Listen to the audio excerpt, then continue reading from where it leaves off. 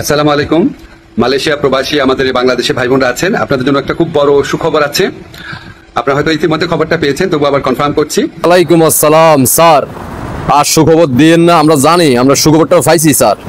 Sir দয়া করে sir, আপনি আর কোনো প্রবাসে যাইয়েন না সুখবর লইয়ে স্যার। আপনি যে কোনো দেশে যাইবেন প্রবাসীদের জন্য সুখবর নিয়ে, ওই দেশে প্রবাসীদেরকে 12টা বাজাই দিবেন স্যার। স্যার দয়া করে আর কোনো দেশে আপনি প্রবাসীদের জন্য সুখবর নিয়ে যাইয়েন না স্যার। মালয়েশিয়া আপনি গিয়েছেন, মানে মালয়েশিয়া গেছেন ভালো কথা, ওইখান থেকে সুখবরটা দিচ্ছেন মালয়েশিয়া প্রবাসীদের জন্য। পরবর্তীতে আপনার দেশে আসার আগে এই যে মালয়েশিয়া থেকে ধরা শুরু করছে একের পর এক বাংলাদেশি প্রবাসীদেরকে, এখন পর্যন্ত স্যার ধরতেছে স্যার।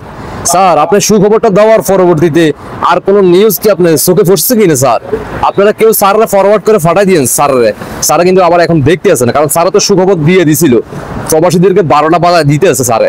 স্যারা যে দেশে যায়, সৌদি আরব গেছে, সেখানেও একই অবস্থা। দেশে যাওয়ার আগে শুরু হয়ে গেছে দরফাকর এবং কি দেশে পাঠাইতে আছে। মালয়েশিয়া গেছে একই অবস্থা, যে দেশে যাচ্ছে স্যারে এই দেশে একই অবস্থা। স্যার আপনি এই কাজে যোগ্য না স্যার।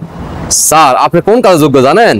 স্যার আপনি হচ্ছেন অডিও ফোনে, ভিডিও ফোনে আপনি ডাক্তারি করা, অন্যের বউকে কিভাবে জ্বর মাপতে হয়, কত পার্সেন্ট, সোনা গো, মামনি গো, আহা গো, এই ধরনের ভিডিও অডিও রেকর্ড আপনি করতে পারেন স্যার। স্যার আপনি শুধু অন্যের বোধ দিকে নজর করেন স্যার। অন্যের বোধ দিকে নজর করলে স্যার আপনার ওইটাই আপনার সাথে যায় স্যার। আপনি প্রবাসীদের সুখবর আপনার সাথে যায় না স্যার। স্যার এই পর্যন্ত তো অনেক প্রবাসীদেরকে ধোঁকা দিয়েছেন স্যার, প্রত্যেকটা দেশে যাইয়া যাইয়া ধোঁকা দিয়ে আসছেন। ধোঁকা দেওয়ার পরবর্তীতে প্রবাসীদের সুখবরটা কি কোন দিক দিয়ে ঢুকতে আছে সেটা কি পরবর্তীতে স্যার আপডেট দিচ্ছেন? এই পর্যন্ত আর কোনো আপডেট দিচ্ছেন না স্যার। আপনার দিকে বাংলাদেশের জাতি তাকিয়ে আছে, প্রত্যেকটা প্রবাসী আপনার দিকে তাকিয়ে আছে, আপনি কখন এই ধরনের বিবৃতি দিবেন স্যার? এই যে মালয়েশিয়া গেলেন, মালয়েশিয়া যাওয়ার পরে সুখবরটা দিলেন, দেওয়ার পরবর্তীতে এই যে মালয়েশিয়ার পিছন দিতে প্রবাসীদের আগুন লাগাই দিলেন, এই আগুনটা নিভাবো কই স্যার?